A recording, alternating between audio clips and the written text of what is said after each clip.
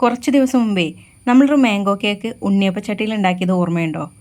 അന്നേ ഞാനത് ഉണ്ടാക്കിയ സമയത്ത് ഒരാൾ ചോദിച്ച ചോദ്യമാണ് കേട്ടോ അത്. നമുക്ക് ആട്ടപ്പൊടിയിൽ ഇതുപോലെ ചോക്ലേറ്റ് കേക്ക് ഉണ്ടാക്കിയെടുക്കാൻ പറ്റുമോ? നമുക്ക് ഉണ്ടാക്കാമല്ലോ.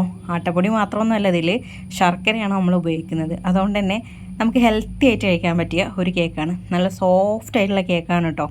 അതുകൊണ്ട് തന്നെ എല്ലാവരും ഒന്ന് ചെയ്ത് നോക്കിയോളൂ. ഉണ്ടാക്കി നോക്കുന്നവർ ഇതിൻ്റെ അഭിപ്രായം കൂടെ പറയണം കേട്ടോ.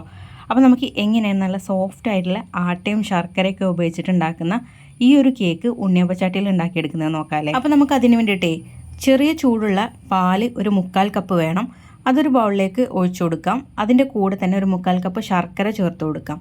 കൂടെ തന്നെ ഒരു 1/4 കപ്പ് നെയ്യ് കൂടെ ചേർത്ത് കൊടുക്കുക കേട്ടോ. നിങ്ങളെ ശർക്കര ഗ്രേറ്റ് ചെയ്തിട്ട് ഇടുവാണെങ്കിൽ കുറച്ചുകൂടെ ഈസി ആയിരിക്കും കേട്ടോ ഇത് മെൽറ്റായി കിട്ടാൻ വേണ്ടിയിട്ട്.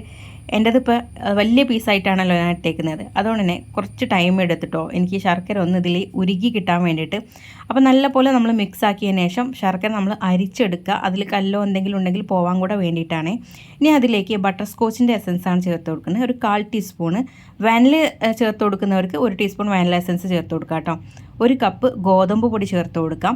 കൂടെ തന്നെ 1 ടീസ്പൂൺ ബേക്കിംഗ് പൗഡറും 1/4 ടീസ്പൂൺ ബേക്കിംഗ് സോഡയും ചേർത്ത് കൊടുക്കണം കേട്ടോ. എന്നിട്ട് നമുക്കിത് നന്നായിട്ട് ഇടഞ്ഞ് വേണം ഇതിലേക്ക് ചേർത്ത് കൊടുക്കാനായി. പിന്നെ ഇതിൻ്റെ കൂടെ തന്നെ നിങ്ങൾക്ക് കൊക്കോ പൗഡർ ചേർക്കാം കേട്ടോ. ഞാൻ ഇത് ആദ്യം ഇടഞ്ഞ് ഇതിലേക്ക് ചേർത്തതിന് ശേഷമാണ് കൊക്കോ പൗഡർ അവിടെ ഉള്ളത് ഓർമ്മ. അങ്ങനെ ചില സമയത്ത് നമുക്ക് ഉണ്ടാവാറുണ്ടല്ലോ ഈ മറവി എന്ന സംഭവം. അപ്പോൾ അങ്ങനെ മറന്ന സാധനം കേട്ടോ ഈ കൊക്കോ പൗഡർ. അപ്പോൾ ഞാൻ അതുകൂടെ ഇതിലേക്ക് ചേർത്ത് കൊടുക്കുന്നുണ്ട്. എന്നിട്ട് ഇതുപോലെ തന്നെ നമ്മളിത് അരിച്ചെണ്ണ ഇതിലേക്ക് ചേർത്ത് കൊടുക്കണം കേട്ടോ. കൊക്കോ പൗഡറിലും ഇതുപോലെ കട്ടയോ എന്തെങ്കിലും ഉണ്ടാവാനുള്ള ചാൻസ് ഉണ്ട്. അപ്പോൾ അതൊന്നും വരാതിരിക്കാൻ വേണ്ടിയിട്ടാണ് നമ്മൾ ഇതുപോലെ ഒരു അരിപ്പയിലൂടെ അരിച്ചിട്ട് ഇതിലേക്ക് ചേർത്ത് കൊടുക്കുന്നുണ്ട്. എന്നിട്ട് നന്നായിട്ട് നമ്മളിതൊന്ന് മിക്സ് ചെയ്തെടുക്കുക. കുറച്ച് നേരം നമ്മൾ മിക്സ് ചെയ്യണം കേട്ടോ. ഒരു 5 മിനിറ്റോളം നമ്മളിതിങ്ങനെ മിക്സ് ചെയ്യണം. കാരണം 5 മിനിറ്റോളം നിങ്ങൾ മിക്സ് ചെയ്താലാണ് ഇതിലെ കട്ടകൾ കംപ്ലീറ്റ് പോവുള്ളൂ. അതുകൊണ്ടാണ് ഞാൻ 5 മിനിറ്റ് നിങ്ങൾ മിക്സ് ചെയ്യണമെന്ന് പറയുന്നത് കേട്ടോ. അതിൻ്റെ മുൻപ് തന്നെ നിങ്ങൾക്ക് കട്ട പോയെന്ന് തോന്നുകയാണെങ്കിൽ പ്രശ്നമില്ല.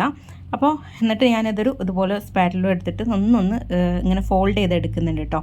അപ്പോൾ ഇതാണ് കേട്ടോ ഇതിൻ്റെ കറക്റ്റ് കൺസിസ്റ്റൻസി. അപ്പോൾ ഇനി നമുക്കിത് എങ്ങനെയാണ് ചുട്ടെടുക്കുന്നത് നോക്കണ്ടേ. നമ്മൾ മുൻപ് മാങ്ങ വെച്ചിട്ട് കേക്ക് ഉണ്ടാക്കിയല്ലോ, അതേപോലെ തന്നെയാണ് നമ്മളിതും ചെയ്തെടുക്കുന്നത്. താഴെ ഒരു പാൻ വെക്കുക. അതിൻ്റെ മുകളിലായിട്ടാണ് നമ്മുടെ ഉണ്ണിയപ്പച്ചട്ടി വെക്കേണ്ടത് കേട്ടോ.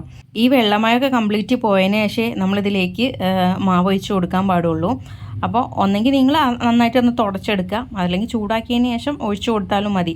നമ്മൾ ചൂടാക്കിയതിന് ശേഷമാണ് ഈ ഒരു മാവ് ഒഴിക്കുന്നതെങ്കിൽ നമ്മളെ ഈ ഒരു ടൈമിൽ വ്യത്യാസം വരും കേട്ടോ. നമ്മൾ ചൂടാക്കാതെ ഒഴിക്കുകയാണെങ്കിൽ നമുക്ക് ഏകദേശം ഒരു 10, 12, 15 മിനിറ്റോളം ചിലപ്പം സമയമെടുക്കും. അതല്ല പാന് ചൂടായതിന് ശേഷമാണ് നിങ്ങൾ ഒഴിച്ചെടുക്കുന്നതെങ്കിൽ ഏകദേശം ഒരു 8 മിനിറ്റ് കൊണ്ട് തന്നെ ഇത് വെന്ത് കിട്ടും കേട്ടോ. 5 മുതൽ 8 മിനിറ്റ് വരെ നിങ്ങൾക്ക് സമയം നോക്കിയാൽ മതി. 5 മിനിറ്റ് കഴിഞ്ഞൊന്ന് തുറന്ന് നോക്കിയിട്ട് ജസ്റ്റ് ഒന്ന് തൊട്ട് നോക്കിയാൽ നമുക്ക് മനസ്സിലാവും വെന്തിട്ടുണ്ടോ എന്നുള്ളത്.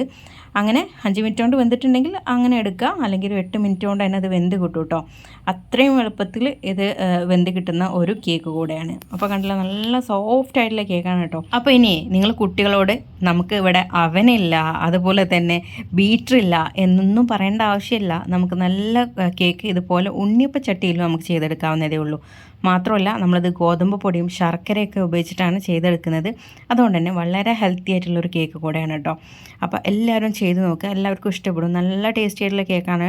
അപ്പോൾ വീഡിയോ നിങ്ങൾക്ക് ഇഷ്ടപ്പെടുവാണെങ്കിൽ ലൈക്ക് ചെയ്യാൻ മറക്കരുത്, ഷെയർ ചെയ്യാൻ മറക്കരുത്. അതുപോലെ തന്നെ ഈ ഒരു ചാനലിലേക്ക് ആദ്യമായിട്ട് വരുന്നവരുണ്ടാവും. അങ്ങനെയുള്ളവർ ചാനൽ ഫോളോ ചെയ്യാൻ മറക്കരുത്.